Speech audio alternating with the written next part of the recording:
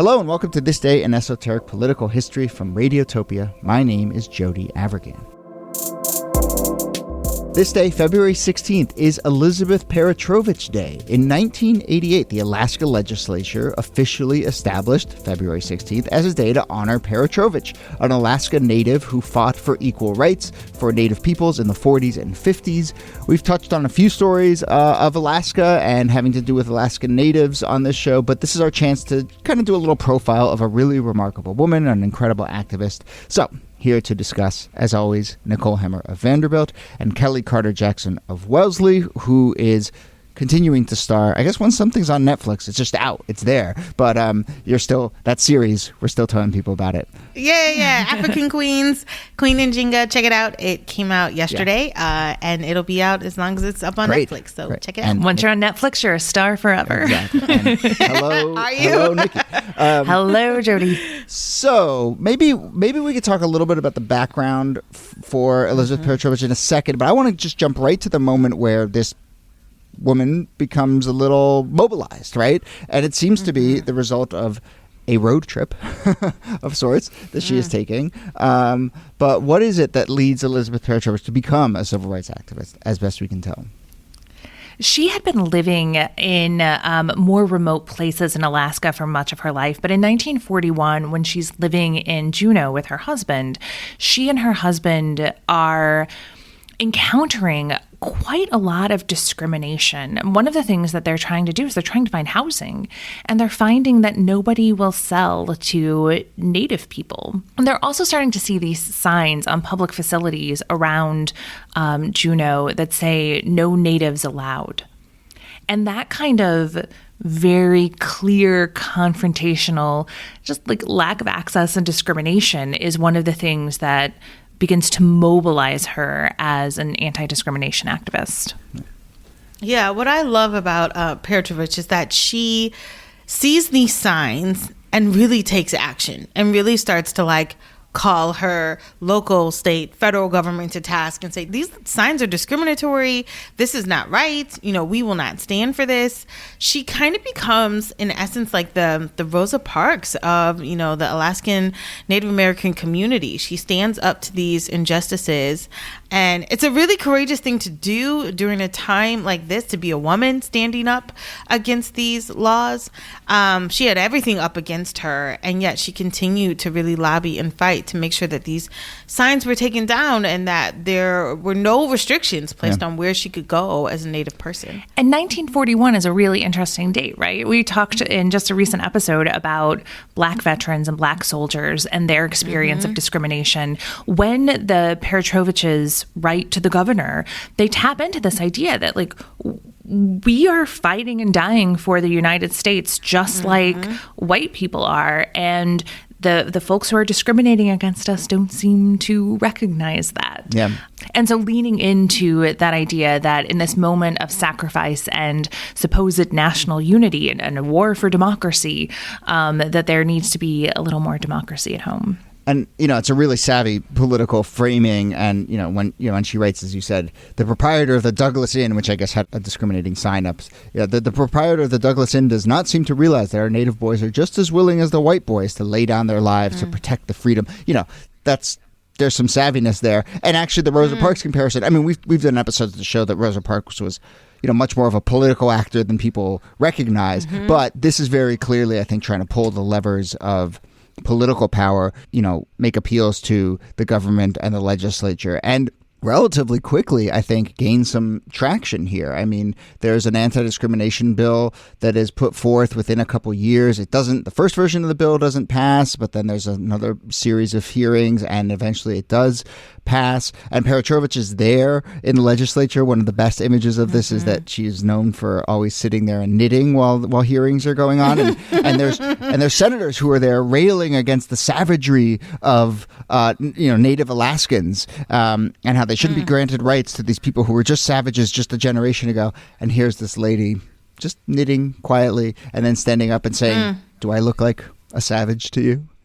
And she just has this wonderful line where she's like, I would not have expected that I, who am barely out of savagery, would have to remind the gentlemen with 5,000 years of recorded civilization behind them of our Bill of Rights. Yeah. Which is such a mic drop moment in the middle of this hearing.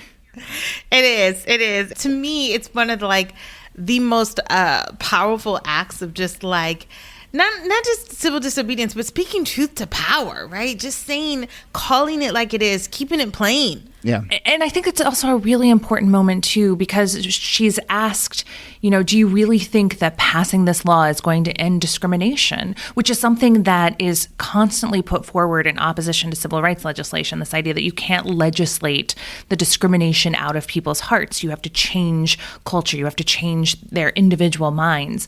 And she's like, you pass laws against things like larceny and murder, and you know that those things are still going to continue, but you need to have society on record as saying these are bad things and there will be consequences for engaging in them. And I just thought that was such a smart and powerful argument for her to put forward against something that we will hear again and again in the 1950s and the 1960s and on.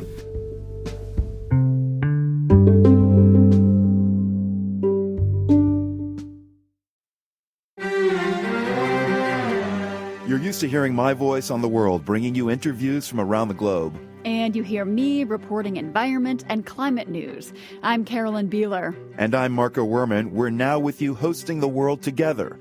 More global journalism with a fresh new sound. Listen to The World on your local public radio station and wherever you find your podcasts.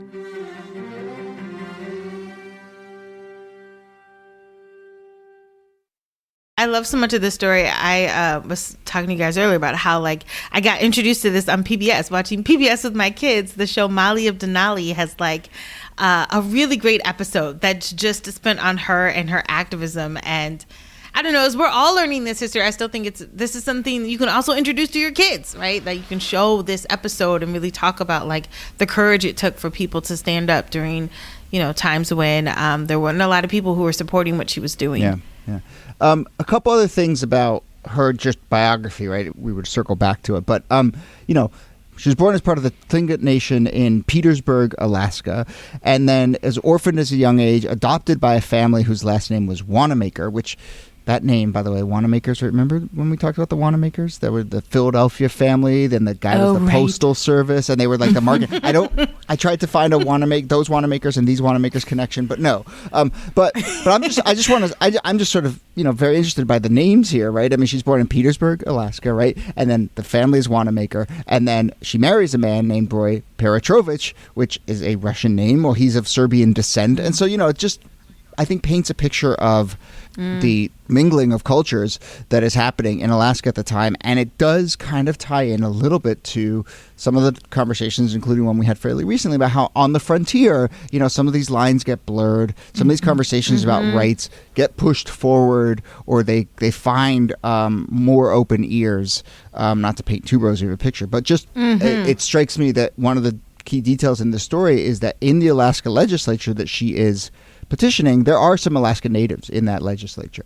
It's largely white, it is largely colonial, but it is an important part of the story here, it seems to me.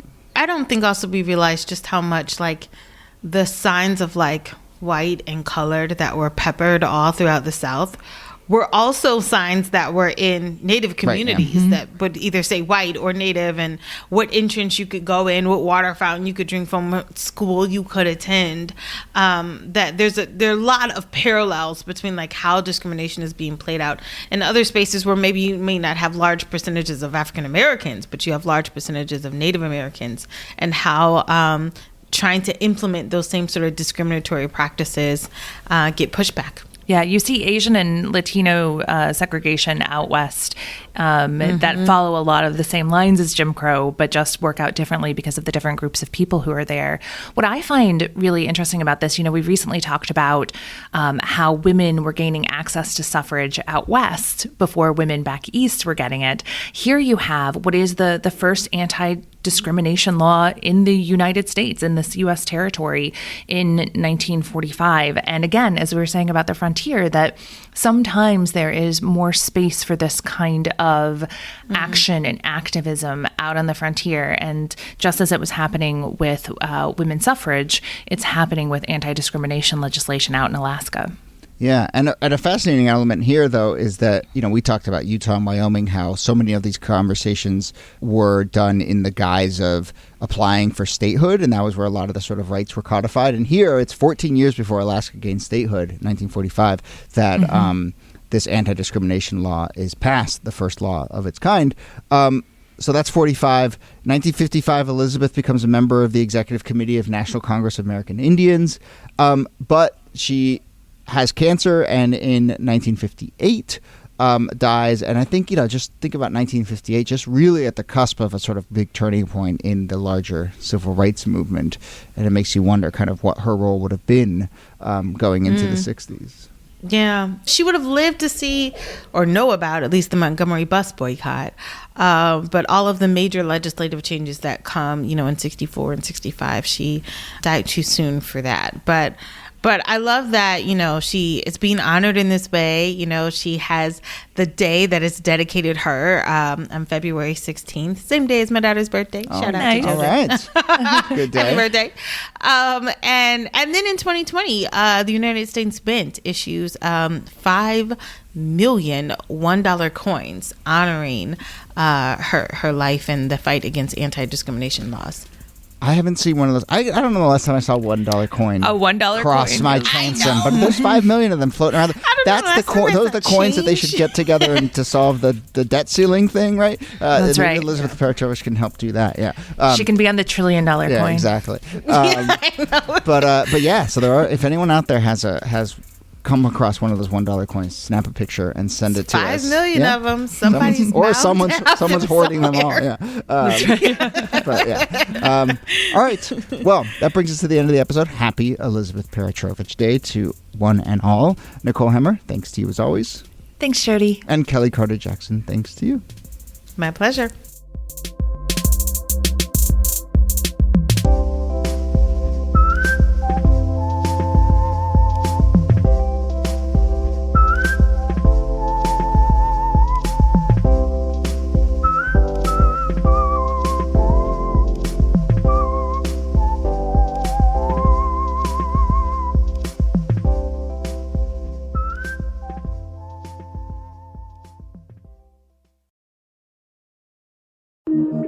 Radiotopia. From